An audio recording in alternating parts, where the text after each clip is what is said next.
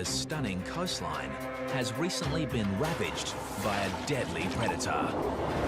It was the second day in a row swimmers were forced out of the water. The community is under siege, with beaches closed and tourism in tatters. Human remains were discovered washed up on shore. Australia's largest state has become the deadliest shark attack zone on the planet. There's certainly a huge concern in the community. The great white shark. It's just a fierce, fierce creature. Responsible for 5 fatalities in just 10 months. 2 people were totally consumed, 2 were bitten in half, and the 5th one was so severely mauled. Now, these terrifying events, from the closest encounters, I just saw this massive shadow of a shark and just blood. some who have lost, It's just one of those things that you just think will never happen to your family. and the lucky ones who survived. I thought, I'm dead. We explore why this terrifying phenomenon is happening. Clearly something has changed. So little is known about sharks, and that's the problem. That's a massive shark. And for the first time, We need to coexist with sharks. the unique shark investigation team reveals extraordinary shark attack technology, We should have a product for the market pretty soon. which will change the way we enter the water forever. This is Australia's deadliest shark coast.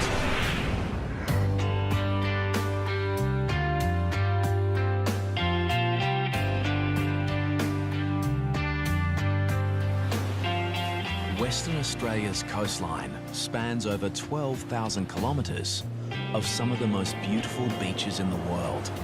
But recently, they've become the most dangerous. Western Australia had a charmed period between 1925, when there was an attack at Cottesloe, and 2000, when Ken Crew was taken at North Cottesloe. That's a period of 75 years in the metropolitan area. But attacks have escalated in recent years. We've had 10 since 2005, and we've had 5 in less than 12 months.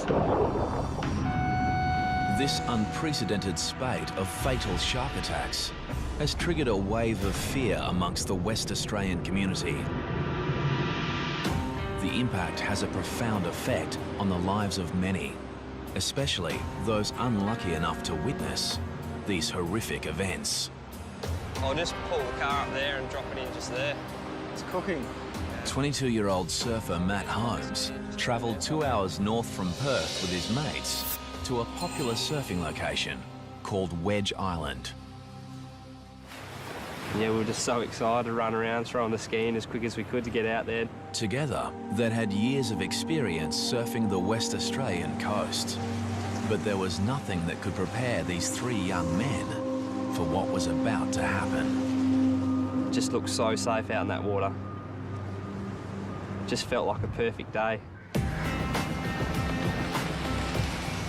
Using his jet ski, Matt began towing his friend out to the breakers, where they could take turns surfing the waves. We'd been in the water for, I reckon, an hour and a half.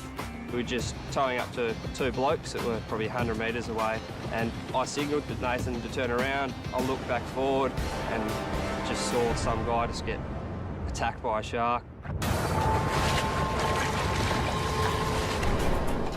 Matt watched in horror as the 5-metre great white shark moved through the waves like a torpedo. It sort of hit him, but then drove him into the water. Just water going everywhere. And within 5 to 10 seconds, the thrashing just turned all red. And there was blood. Matt quickly took his friend into shore. The guy's mate, he was just screaming at me. My mate's out the back. And I just remember holding the jet ski just flat out. I was just flying through the waves. And as I got close to the guy, a set came and I just hit the set flat out and I was just airborne. And when I was airborne, I looked over and I just saw this massive shadow of a shark and just blood. I just wanted to get him out of the water. I was so focused on getting him, I was leaning down off the side and the ski was rolling, and I heard like a thrash of a tail, and I turned behind me and the shark was behind the ski and just followed me around. I felt it nudge the ski and I just thought, oh, I'm going to roll over here. The great white then began to exhibit the behaviour of a top-order predator. And the shark just slowly just followed me around and was just sort of eyeballing me. It was just fending me off the guy. Just the way it was just hugging me off him, I couldn't get any closer. They say they bite humans and let go. This shark was determined. This shark was fending me off the body. The shark wanted him. Despite placing his own life at risk, Matt's efforts were to no avail. As I got closer to him, he just took the rest of him and dove off into the white water. No one on the beach that day could predict the horrific events that unfolded so quickly and that tragically took the life of Ben Linden. He was 24. His body was never recovered. Witnesses say the shark was at least 4 to 5 metres. With one bite, it cut the young victim clean in two. Ben would become the 5th shark attack victim in less than 10 months, and Western Australia would earn the unenviable title as the world's deadliest shark coast. Several beaches were closed yesterday. It was the second day in a row swimmers were forced out of the water. There's no doubt attacks are up. The question is why. As the media feeding frenzy on shark hysteria gathers momentum, A killer shark is prowling Western Australia's southwest coast. the authorities launch a full-scale shark task force to investigate why this is happening. The government had to respond to a situation of 5 fatalities. That was unusual, and clearly something has changed. I'm of the view, whether it's scientific or anecdotal evidence, that the number of sharks have increased, and that has proved to be a threat. Investigations into all 5 recent shark fatalities reveal just one suspect. The great white shark, recognised as the fiercest predator on the planet. Many believe their protected status over the past 15 years may be to blame. The great white shark's been protected in Australia since 1997 and in Western Australia for the same period. One of the enduring theories is that since their protection, their numbers have exploded. So what is drawing the sharks into the Western Australian coastline? To be honest, it's a really difficult question to answer. I think that there are definitely times of year where sharks are more common off of the WA coast, and there are times of year when they've kind of left the coast and have gone to other regions. Theories include the resurgence in whale and seal populations along the coast, while others believe a decrease in fish stocks has the sharks coming closer into shore looking for food. You know, there always has been sharks, but not like there has been the last few years. They're following the prey boats around while they're pulling pots every day. Sharks, and it'll probably be the same sharks, are following the boats because they're letting go of their old bait. And also it's attracting the smaller fish at feeding on that bait as well, so it's a very easy feed for them. Scientists believe a significant rise in the ocean's temperature may also be bringing sharks closer into the coastline, looking for cooler pockets of water.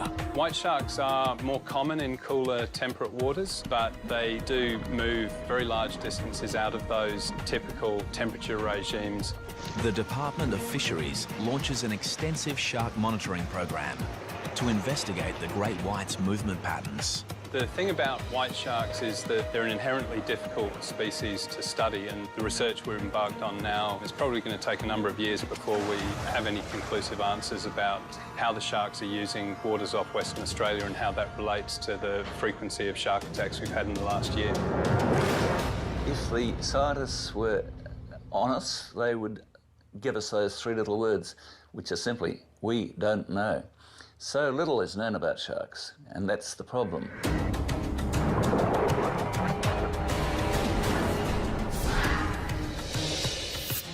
While the quest for answers continues, the world's attention turns on Western Australia's south coast. Peter Kerman was moored while diving, but the 33-year-old couldn't be saved.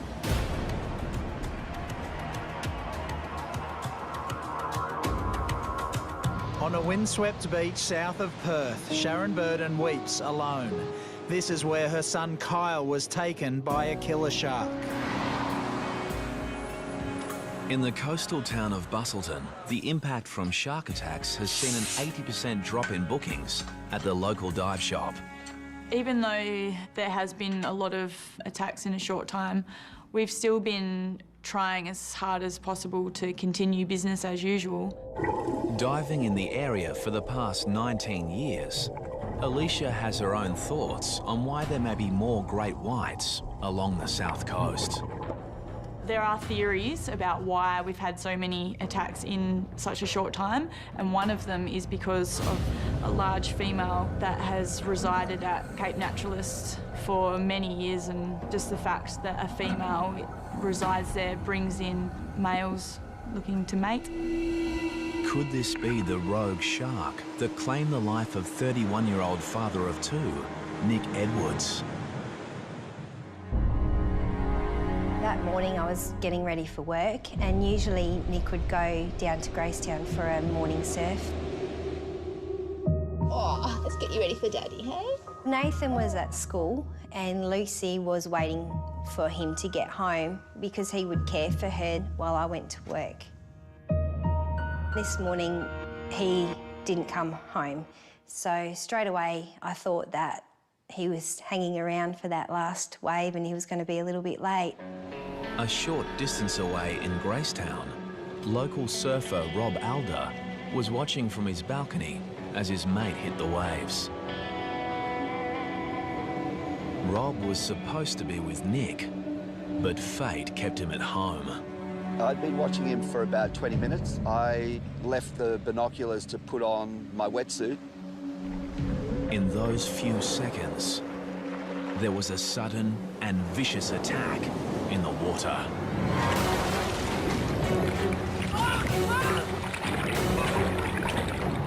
I came back to the binoculars and saw just a half a board bobbing around, and I thought maybe he'd had a heavy wipeout and possibly broken his board, which is not uncommon here, and that he'd surfaced, but I let a couple of waves roll through and he didn't come up, and then I figured something wasn't right. And so I jumped on my bike after calling the Sea Rescue. As I was cycling down the path, there was somebody running back up, yelling, "Shark, shark." When I arrived down here on the point, my friend Craig was already in the water up to his waist. He started waving at me furiously, so I ran down to where he was. He was handling a person, obviously a surfer. He had a wetsuit on, and he was trying to get him out of the water, but the rocks are really difficult here. So together we managed to lift him, and it was then that I realised he'd been attacked by a shark. But in the frenzy, Rob had not identified the shark attack victim. He was about to get the shock of his life. There were quite severe lacerations on his upper thigh and the calf of his right leg. Nick. As they assess the victim's injuries, Rob Alder is shocked to discover it's his surfing buddy, Nick. Here, pressure here. I took the leg rope off my board and wrapped it around his thigh as a tourniquet and started CPR and mouth-to-mouth. The fellow surfers desperately tried to revive Nick until the paramedics arrive. Say yummy, baby. Meantime, Nick's wife, Melissa, is at home, oblivious to the drama that is unfolding. At that time, I was quite anxious and I started ringing the hospital. Yeah, can you tell me if someone's been admitted by the name of Nick Edwards? I thought something may have happened to him, like, you know, was hurrying home and had been in an accident. Around 20 minutes after he'd been dragged unconscious from the water, Nick Edwards was rushed by paramedics to Margaret River District Hospital. At this point, Melissa had become quite frantic. She had heard news there'd been a shark attack where Nick had been surfing. I've rung my family and said there's been an attack and I'm quite worried about Nick. I can't get in contact with him. Mrs. Edwards. And then there's a knock at the door and the police are here. I hear about your husband. They say that there's been an accident and straight away, I guess, I just knew what the news was.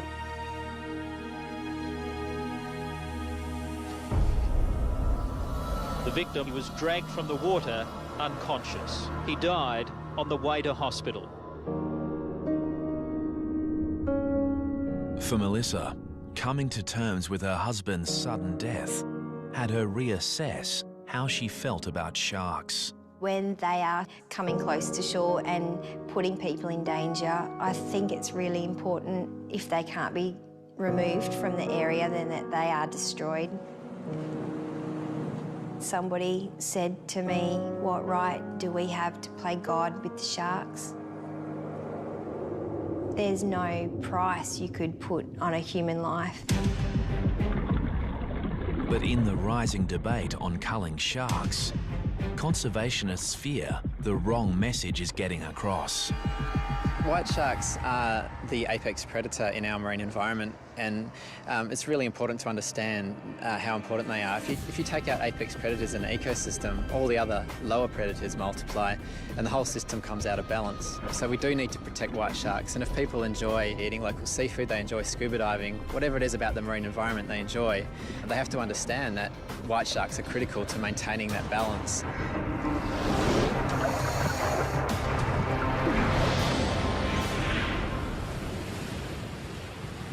In Perth, daily shark sightings forced the closure of many popular swimming beaches.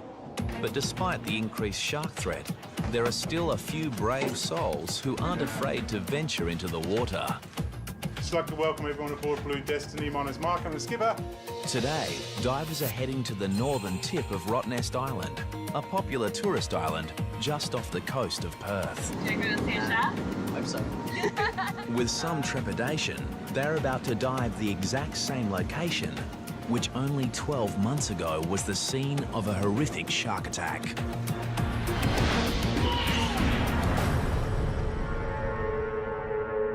It was late October when 32-year-old American diver Tom Wainwright met his fate.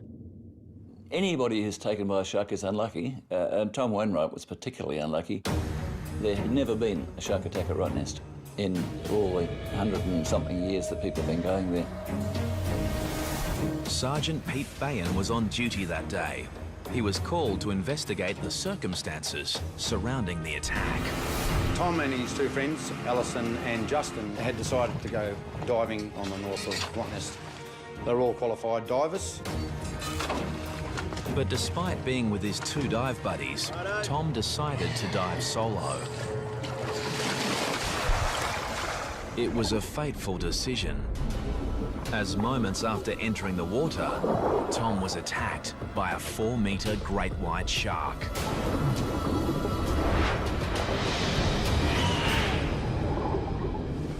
Justin and Alison noticed a disturbance on the surface where a huge amount of bubbles came to the top. Along with the bubbles came a large amount of blood, and Justin and Alison knew their friend was in grave danger. They've gone over to where Tom is and they managed to pull him on board. They saw that he received a massive injury to his left side. His left arm was missing and there seemed to be a circular bite from the top of the shoulder, which had gone around through to the centre of his chest and out to through to his left hip. So it was like a half-moon shape that had gone. It was a brutal, savage bite. Shark hunting patrols are resuming this morning for the great white that's believed to be responsible. Tom Wainwright would become the second shark fatality in less than 2 weeks, following the disappearance of a swimmer at the beach suburb of Cottesloe. After 2 days of searching, the only trace of Bryn Martin are his speedos, triggering speculation that a rogue shark may be responsible. And for shark author Hugh Edwards, it's a theory that should not be ruled out. It is not unlikely that you've got one shark that is either old and finding natural prey difficult to catch, or has found how easy human beings are to catch. The problem is it's very hard to collect direct evidence of what shark's been involved in an attack. But based on all the circumstantial evidence, such as the size of the shark, the locations, the periods between shark attacks, there's not a very strong case that the same shark has been involved in all of our attacks over here. Serial offender or not, the Western Australian government moves to allow the killing of any shark that poses an imminent threat. If a shark is staying around a popular tourist beach area and staying within that vicinity, it's got to feed. That's the harsh reality, so there is a threat there. I take a view that we have a responsibility to protect people using the beach, particularly families and young children. So this deadly hunter has now become the hunted. The baited hooks were set up in a capture and kill operation, the first of its kind in WA. One of the big problems is actually even establishing what an imminent threat is. If a shark is seen and has been spotted and people have been removed from the water, then there really isn't an imminent threat anymore. So it seems to be quite an impractical policy, but the impact it's having on people is actually to increase the fear that we're trying to remove without really making people safer.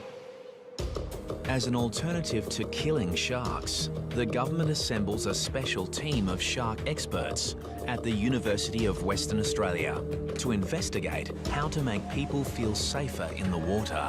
We've got the 2 white shark brains here. Professor Sean Collin, a world leader in shark sensory biology, leads a team of specialists who have spent many years attempting to understand shark behaviour. The great white shark is one of the largest predators in the world of the cartilaginous fishes family.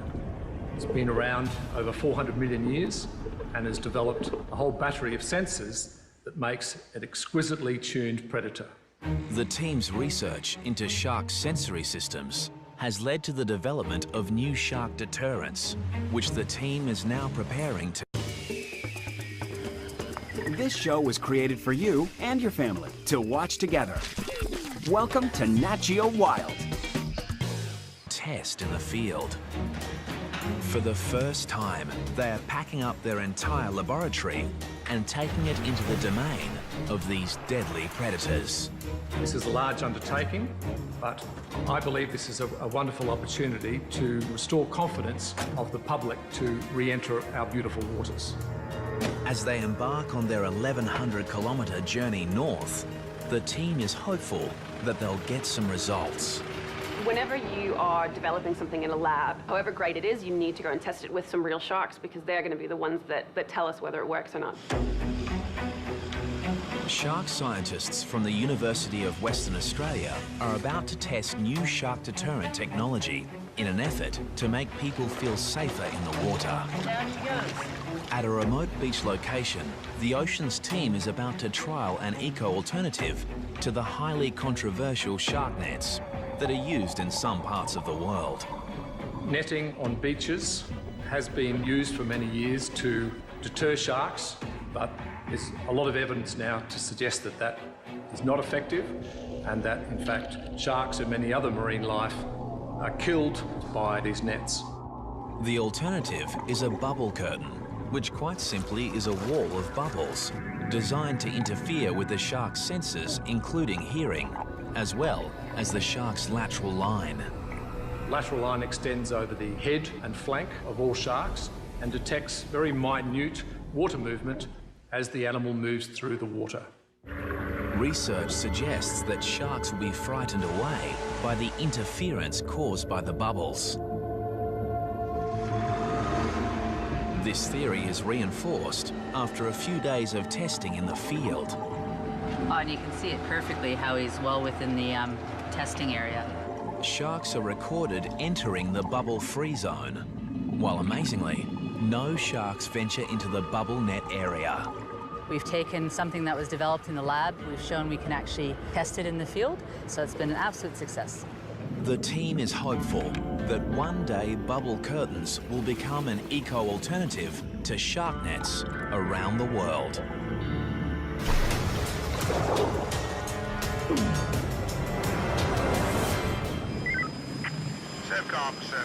Back in Perth, shark patrols are stepped up to combat the increased shark activity. A massive 4-metre white pointer shark, half the length of the water police boat. Where's the nippers?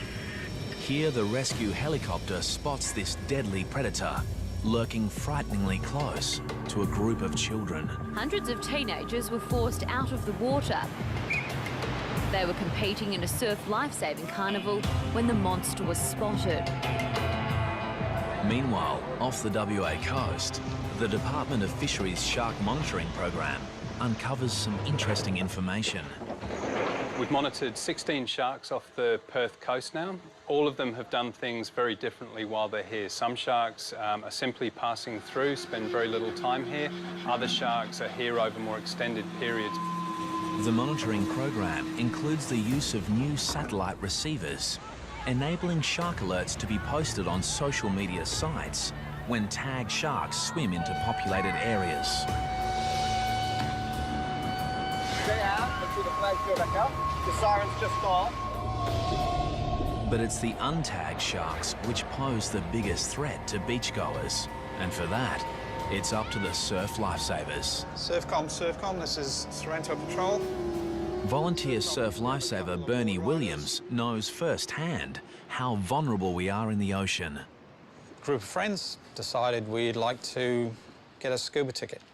So that was probably 30 years ago, and I've enjoyed it ever since, till recently. A few years ago, Bernie was with these same friends, diving in Ocean Reef off the coast of Perth. We're just cruising along the reef. I heard a boat coming quite close to our boat where he'd been anchored.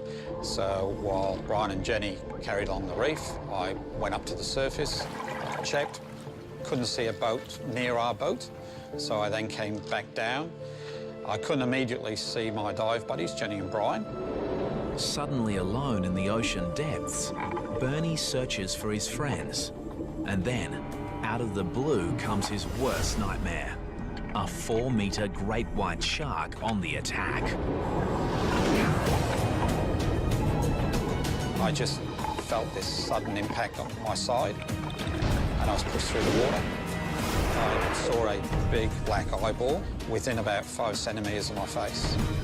My arm was in its mouth, and the alarm bells just went off in my head. Miraculously, Bernie managed to free his arm from the massive jaws and was able to make his way to the ocean floor to seek shelter.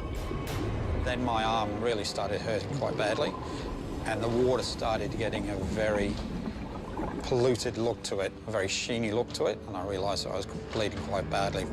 Things couldn't get much worse for Bernie until the great white continued to stalk its prey. The shark was just circling. I had my spear gun with me. To fend the shark off, I poked it in the nose as it brushed me. I think it knew that it had a meal there. I was tucked up against the reef watching the shark when I felt someone touch me on the shoulder, and it was the dive buddies. Literally, as soon as I felt the touch of my shoulder, the shark just turned around and it disappeared. But Bernie's ordeal wasn't over yet. That trip from the bottom to the surface had to be the most frightening trip you could ever think of, because the speed of these sharks, it could have quite easily attacked us and made mincemeat of us in the water. Finally, they reached the surface, and with the help of some nearby fishermen, all 3 divers make it to safety. Bernie realises it was a lucky escape. He attributes his survival to a portable shark repellent device. My belief is one of my dive buddies, Brian, was wearing a shark shield, and I think that probably deterred it because it just took off. The shark shield works by emitting an electrical current that theoretically deters sharks within a 3-metre radius of the device. Shark right at the surface. Big one. Right now, the Shark Shield is being tested by the Oceans team off the WA coastline. So we're just attaching the Shark Shield to the top of the rig here. The scientists have baited and set a number of stereo camera rigs, and all they have to do is wait. Recent testing using the Shark Shield on great whites showed the device had a clear effect on the animal's behaviour. But it also showed that the shark was not repelled in all situations. Essentially, if a long enough period of time was given, the sharks would eventually still take the bait while the device was active. And so, really, it's still a little inconclusive as to whether this device is really functioning as effectively as it could do. Yeah. And when the scientists review the footage from their own experiment, And he just got us out. On the nose Yeah, yeah, he got it on the beak. the results reinforce the theory that the sharks get used to the device over a period of time. Yeah, he's now straight away coming back. Yeah. So really what we need to do is look at ideas and how we can actually change the electric field so that when those sharks come round again, they're not presented with the same original source. It's actually a different field. And so this would then continue to be an effective repellent over a long period of time.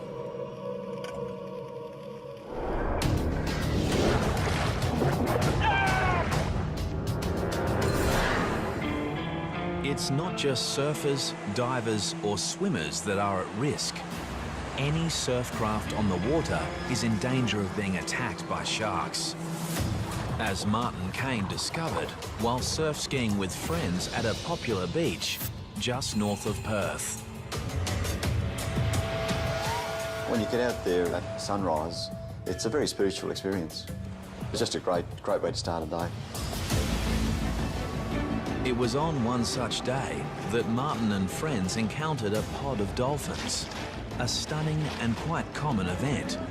Except these dolphins were behaving strangely. There's about 5 dolphins on my right as I passed by. We're actually huddled up together in a very tight formation, almost floating. We stopped for a while. Martin stopped, but a few of the rest of us stopped for a bit longer because we were so interested in it. Martin began to paddle off, leaving the group behind. And at that moment, a 3-metre great white shark began moving towards him at a speed estimated to be up to 45 kilometres per hour. And then this almighty crash and bang. So I grabbed the ski in its jaws, lifted it up in the air, probably 2 or 3 metres, and then I toppled out on the front. Martin's screams went through the air, and all I could see was the ski being spun around and just thrashing and splashing. When Martin finally surfaced, he realised he'd been attacked by the world's deadliest predator. It was just an awesome power of this thing. The tail was just going, you know, left to right like this, and the head was going in the same direction. And I could hear a sort of a hum coming off, you know. Just an amazing, just a fierce creature, absolutely, you know, going ballistic. The shark had ripped a huge hole in Martin's surf ski, and he was 150 metres from shore and even further from his friends. I was swimming to shore, felt like in concrete almost. And all I was thinking of, perhaps he's going to take my legs, or I get chopped in two. With the great white right behind him, Martin was now swimming for his life. All that was going through my mind at the time was, I'm dead, perhaps he's going to take my legs, or I get chopped in two. Luckily for Martin, his friends Kim and Dale were quick to react. Dale said, get on the back of the ski. So I scrambled up like a mad cow and nearly tipped him into the water. All 4 men were still in danger, so they grouped closely together and paddled for their lives. If the shark had come back in any direction, then the guys would have had a go at it. But it wasn't until I got to the beach and looked back out to my ski to see the shark doing a victory lap around my ski that I really thought, oh my God, that was close. Since the attack, Martin has reassessed his relationship with the sea. It's changed the confident attitude that we used to have, you know, go out in the mornings, bit of deep breathing, you know, fresh air, dolphins, to the sharks out there, you know.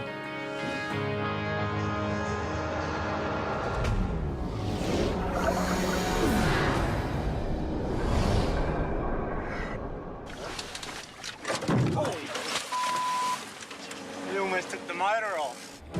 In Western Australia, many of the shark sightings have been caught on video. Weather looks good, no swell. And none more chilling than this footage, taken by freediver Nathan Podmore while on a diving expedition 4.5 hours north of Perth. Hopefully there's a few fish about.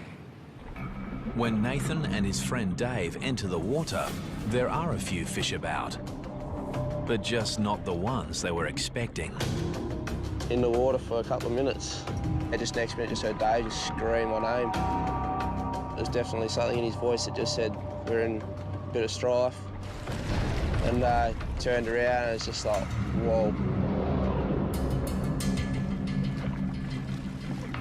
The two young men are confronted by a 4-metre great white shark. It was unbelievable. Just look, they're like a torpedo underwater. They're absolutely massive.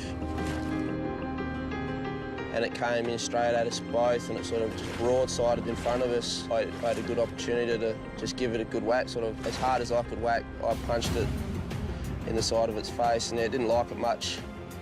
Incredibly, Nathan and Dave were able to scramble aboard their boat.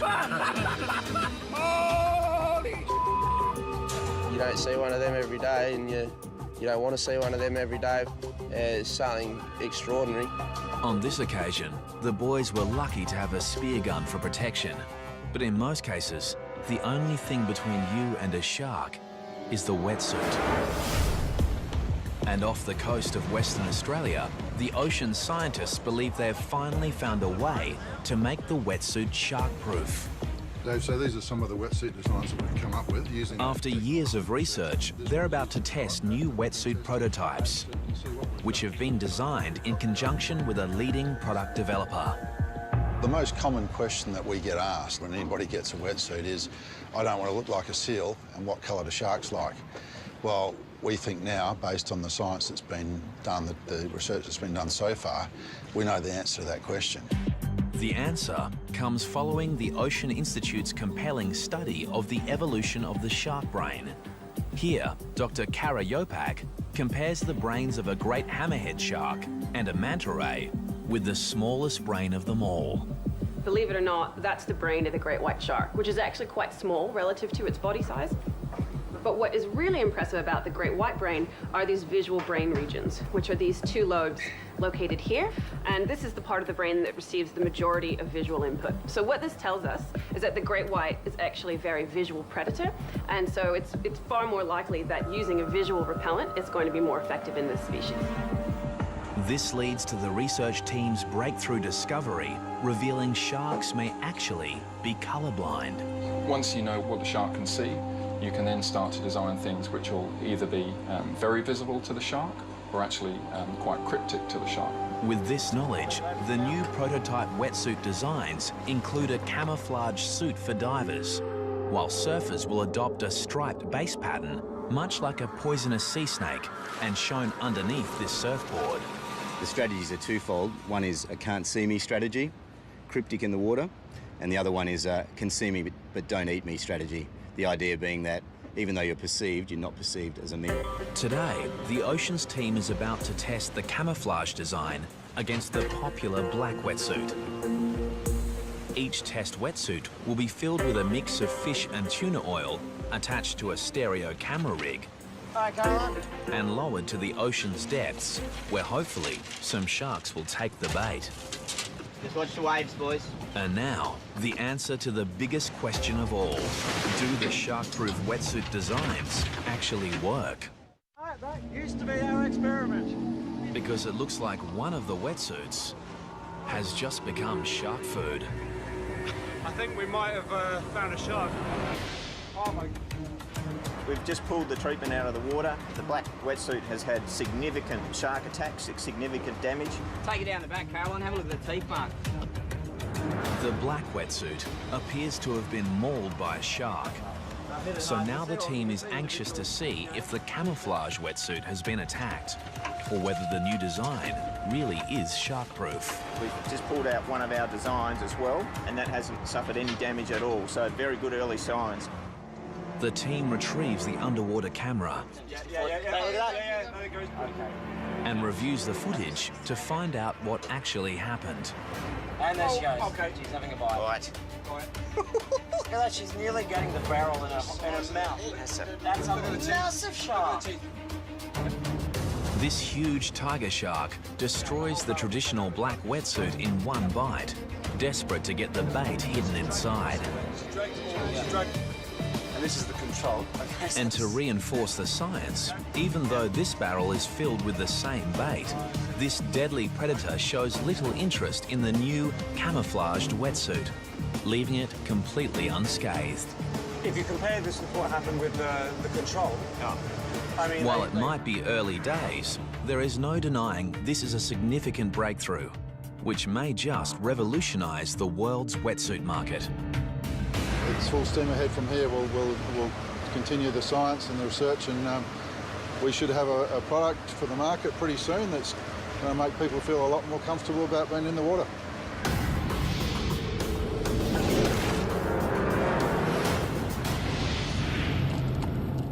Any encounter with a great white shark is going to leave its mark. It's down there, right? And for Matt Holmes, it has had a profound effect. Every night, the whole thing goes through my head. And what I could have done different, and if what I did was enough. Today, Matt has returned to the beach where a great white shark claimed Ben Linden's life. Still remember going out through here, just flat out. But he can only watch on as his friend takes their beloved jet ski out for a spin. I struggle to go out on the boat for a fish nowadays. I just feel like it's all going to happen in front of me again. Just never thought it would happen, but unfortunately in WA it's happening all the time.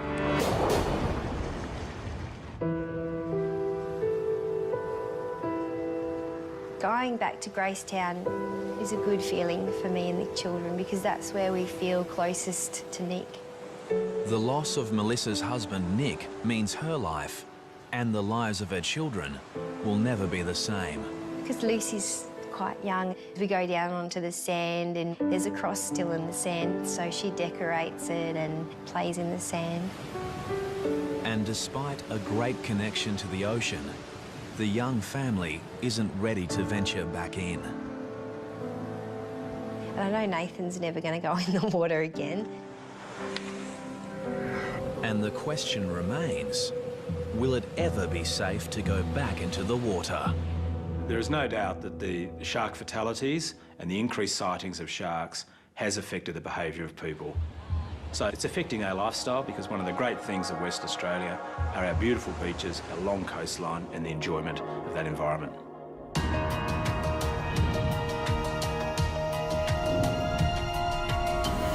Despite the great white shark being the apex predator of the world's oceans, That's a massive shark. and all the scientific minds and money behind the research, these formidable animals remain an enigma. But shark scientists believe that is all about to change. It's my hope that we can very soon understand more about the shark and the environment in which it lives. We need to coexist with sharks. Their presence within our ecosystems is vital. At the moment, the only certain things we can say is that there will be another shark attack. We don't know when and we don't know where. And there is one more certainty. For now, Western Australia remains the world's deadliest shark coast.